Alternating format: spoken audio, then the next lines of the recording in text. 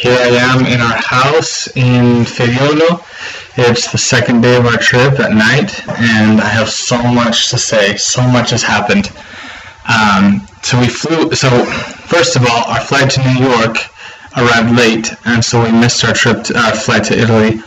And so they had to put us on a different flight. Instead of Delta, we flew on Italia. And then that plane had technical problems, and so we didn't get to go right away. We had to wait a few hours and everything, and it was just a long trip. And the host, the lady who owns this apartment that we're in, she waited for us that entire time, even though we were super late, and so it was super nice of her. So she picked us up at the airport. Her name is Santina. She's super nice, and she brought us back here to this apartment. It's awesome little place. With the roof leaning off. Here's the bed, the bathroom, and there's this little balcony. Super nice. It's just a small little cozy place, and you have to go up a spiral staircase to get to it and everything. So next time I'm going to film a video walking from here all the way down the stairs and out to the lake, because it's a beautiful little town. Anyways, so this town that we're in is the town of Feriolo, which is halfway between the village where my great-grandpa was born and the village where all the records are kept. We're at the halfway point, so that we can go back and forth easily.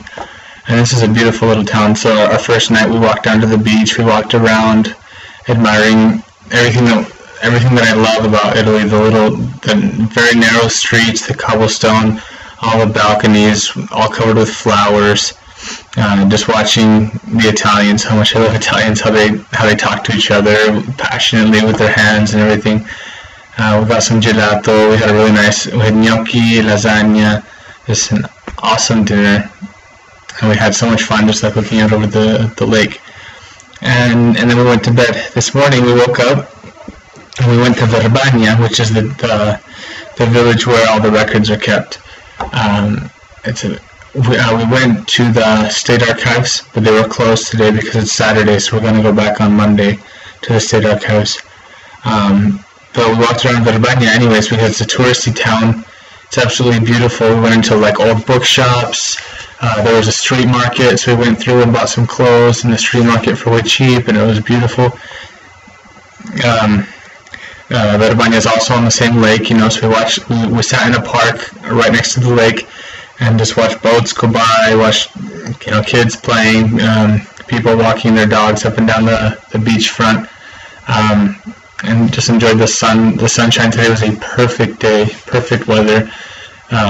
We just cobblestone street. I don't even know what else I could say. Just I'll put up the pictures and you can look at the pictures because they speak for themselves.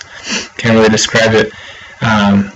We took a big long walk down this hiker's trail that goes past these super huge nice houses that, there's no way you could buy these houses. They're just passed down from generation to generation, so you just have to inherit one. But these giant houses, just like old ancient stone covered in vines, with balconies just overlooking the lake, just everyone's dream house. We just walked past all these houses. We went and ate at a restaurant. They gave us a discount and everything, and because they're so nice. Then we got on a bus and we went all the way as close as we could to Casale Cortecerro, which is the village where my great grandpa was born. We got off there and we started to walk the rest of the way up the mountain. And we were getting tired, and so we just kind of hitchhiked all the way up. An old man, we just kind of stopped his car, and he gave us a ride all the way up to the village. And this village is, if you've been to Provo and you've seen those mountains, how they're right outside the city, just super tall mountains, picture that, but on both sides. So you turn left, and there's a giant mountain face, and then right, and there's another one. And then in front of you, there's another one a little bit farther off. So on three sides, there's a huge mountain. It's just right in the middle of these gigantic mountains. You can look at it on Google Earth. You can see, and also I'll put up the pictures, like I said. It's amazing. This teeny little town. the old man that gave us a ride, we told him that we wanted to see the archives, the church archives, and he drove us right up to the priest's house. and he just dropped us off like, that's where the village priest lives. You can knock on his door. And so we knocked, and the priest wasn't there. We went into the church and we took a look around, and it was amazing to be there in the church where my ancestors, not even that far back, my great-grandpa and his family would go to church. It was amazing. We walked around. We went to the other church. There's only two in the whole village. We went to the other church on the other side, because it had a cemetery. We walked through the cemetery, looked for names. We didn't find anything.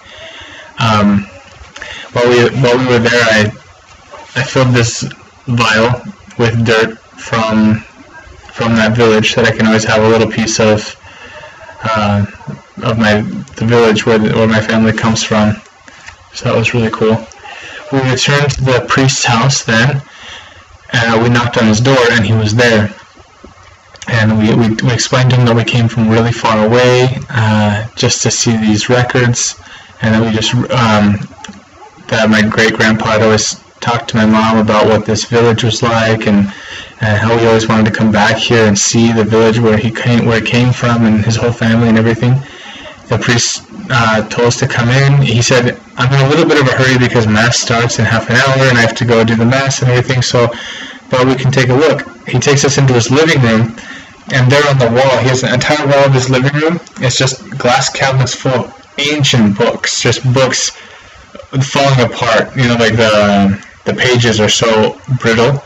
He's like, what year? We told him the year. He's like, the name, Catania, about 1885, blah, blah, blah.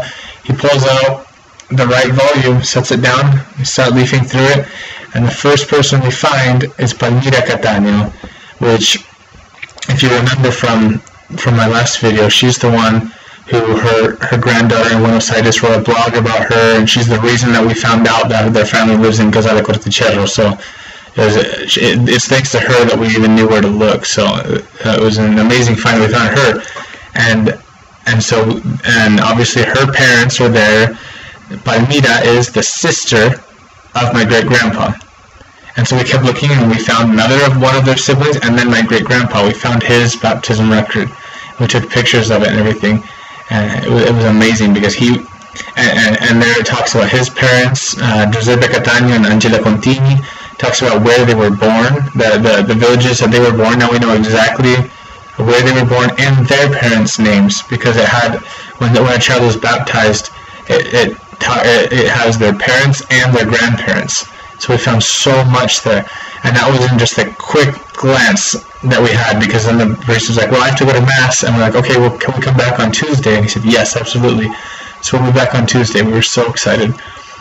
We went and we sat in on the Mass that he did, so we just went into the church and sat in, and he did a beautiful Mass. We sat through that. And then we left the church, and it was time to go home. It's getting kind of late, so we were trying to decide how to get home, because we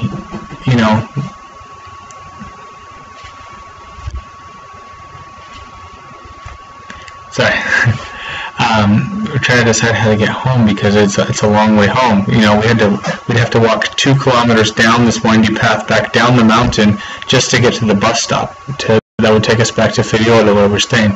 So instead of that, we went to a bar, and we were just asking if we could use their bathroom. And they heard my accent. They said, where are you from? We started to talk. Why are you here? We don't get a lot of tourists in this little town. Where we started explaining, and the guy who owned the bar was super, super nice to us. He just felt kind of touched by our story, that we came so far just to see his little village. And he said, well, what's your family's name? Oh, Catania, Giuseppe Catania. But he's like, I remember Catania. I've heard that name, because it's a small village. Everyone knows everyone.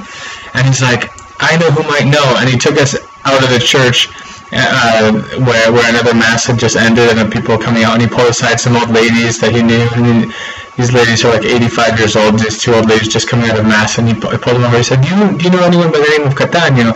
And they're like, yeah, I went to school with Catania, blah, blah, blah, blah. And we started talking to them, and Nikki, and just like kind of made a friendship with them and everything, and it was just really touching to see people from the same age of my great grandparents and everything who might have known them. And we're going back on Tuesday. We're going to talk to them and everything. And so then this man, the owner of the bar, he said, hop in my car and he gave us a ride home. Took us all the way back home. So now we're home and we're celebrating that we found those records, and it was awesome. We're super happy. Well, that's everything I have to report for today.